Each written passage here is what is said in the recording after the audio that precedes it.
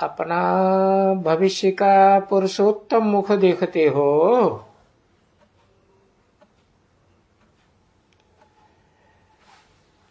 पुरुषोत्तम चोला देखते हो,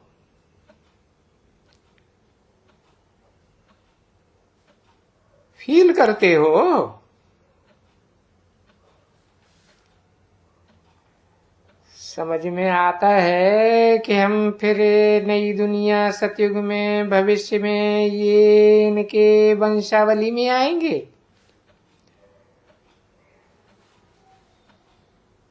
अर्थात सुखधाम में जाएंगे अथवा पुरुषोत्तम बनेंगे। पुरुष आत्मा को कहा जाता है ना। तो दुनिया में जो भी आत्माएं हैं, कलयुग में हो, द्वापर में हो, त्रेता में हो, सतयुग में हो,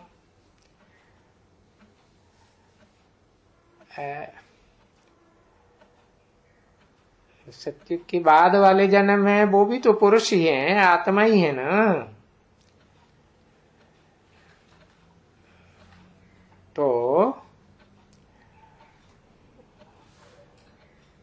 उन पुरुषों में उत्तम बनेंगे, सबसे उत्तम।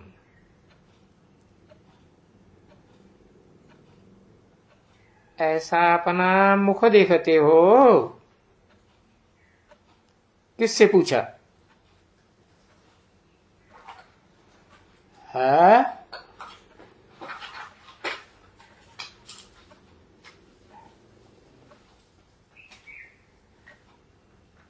सन्मुख तो पूछा, लेकिन किसके सन्मुख पूछा, किससे पूछा?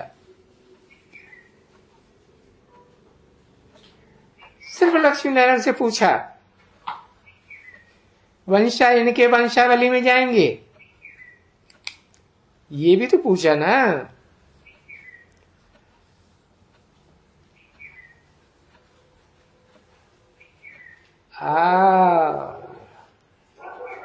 सूर्यवंशी तो वैकुंठवासी रुद्रगण भी हैं,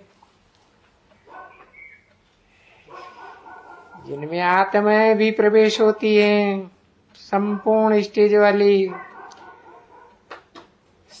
सतगी राधा कृष्ण जैसी 16 कला संपूर्ण आत्माएं भी प्रवेश हैं, परंतु उनको अपना शरीर नहीं है। तो वंशावली इनके बनेंगे, तो उसमें सूर्यवंशी वो भी आ गए जो 16 कला संपूर्ण सतयुग में बनते हैं, कलाबद्ध लक्ष्मी नारायण। तो पूछा, वो 9 लाख की कैटेगरी में अपने को समझते हो? है सब वंशावली हुए कि नहीं? इनके किनके? लक्ष्मी नारायण के। ये बैठे बैठे तुमको ये विचार आता है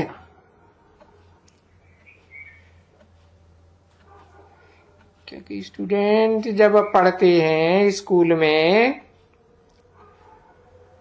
तो जो भी दर्जा पढ़ते हैं वो तो उनकी बुद्धि में जरूर होगा ना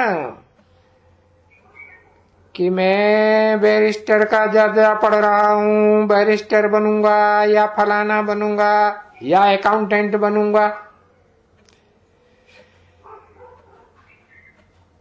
तो वैसे ही तुम जब यहां बैठे हो,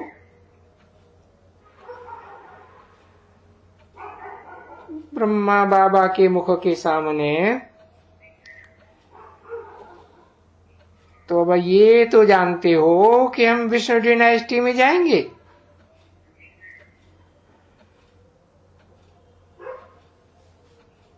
शिव बाबा से डायरेक्ट पढ़ाई पढ़ते हो ब्रह्मा द्वारा।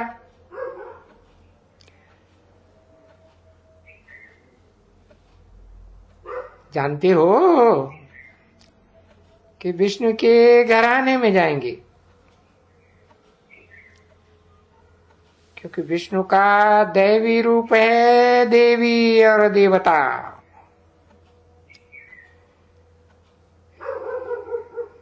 देवी देवताओं का कॉम्बिनेशन है।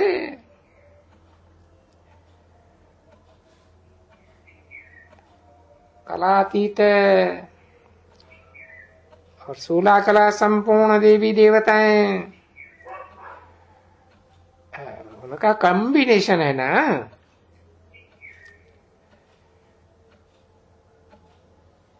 आत्माएं कंबाइंड है।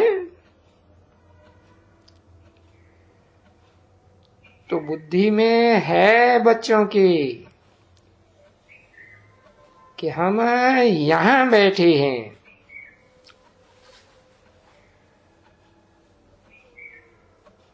ब्रह्मा मुख के सामने, ब्रह्मा मुख वंशावली, डायरेक्ट शिव की वाणी को फॉलो करने वाले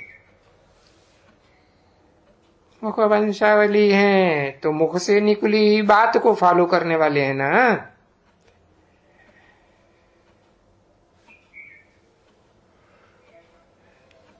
ऐसे देवी देवता हैं। ये बुद्धि में है, क्योंकि तुम्हारी बुद्धि तो अभी अलौकिक है ना। यहां लौकिक बुद्धि तो नहीं है, क्योंकि दुनियावी और कोई मनुष्यों की बुद्धि में ये बातें कभी रमण नहीं कर रही होंगी, करती होंगी। ये भी तुम जानते हो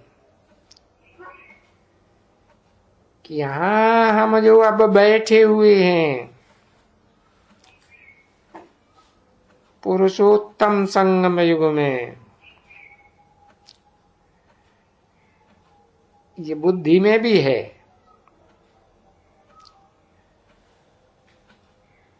और ये कोई ऑर्डिनरी कॉमन सत्संग नहीं है।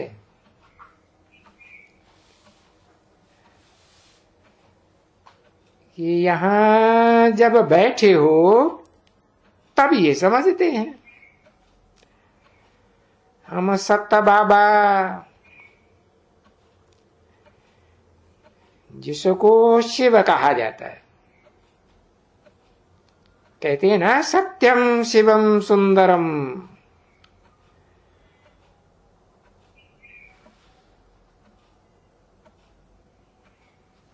साकार और निराकार के कंबाइंड स्वरूप के संग में हम बैठ ही रहते हैं।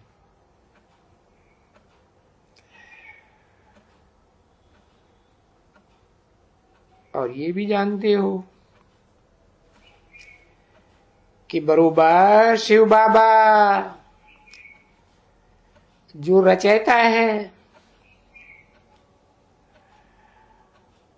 और इस रचना के आदि मध्य अंत को जानते हैं।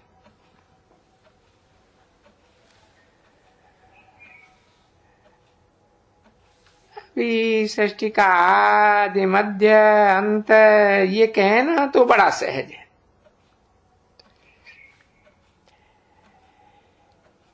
यह कहें पहली पहली रचना संगम युगी कृष्ण, या कलाबद्ध सतयुगी कृष्ण, उनके आदि मध्य और अंत कह दिया। सिर्फ कहना अलग बात है और समझना अलग बात है। तो कहना तो बड़ा सहज है। जैसे कल की बात सुनाते हैं,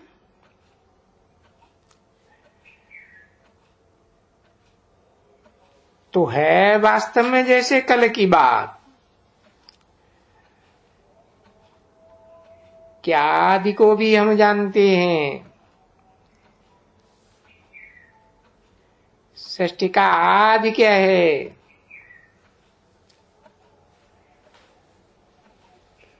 कहेंगे पुरुषोत्तम संगम युग है। और वैकुंठ, साथ में सतयुगी त्रेतायुगी स्वर्ग, और मध्य द्वापर को भी हम जानते हैं। ये हरेक की बुद्धि में चलता होगा। जो ये आदि मध्य और अंत हम पढ़ते हैं,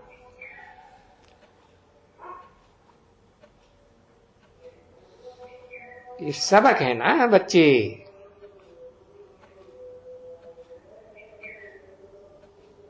तो जब यहां बैठे होंगे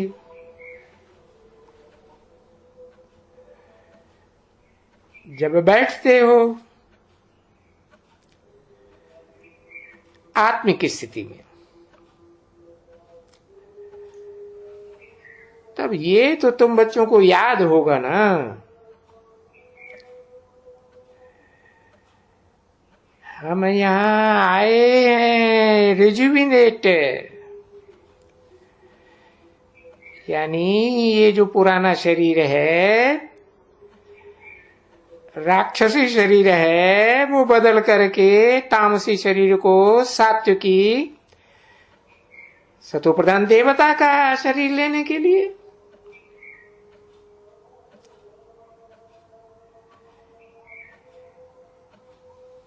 ये किसने कहा? आत्मा कहती है। जो आत्मिक स्थिति में स्थित होने वाले हैं वो ही कहते हैं। जो आत्मा कहती है कि हम अपना जो ये पुराना शरीर है तमो प्रधान, उसको बदल कर करके ये ऐसा नर से नारायण, लक्ष्मी नारायण,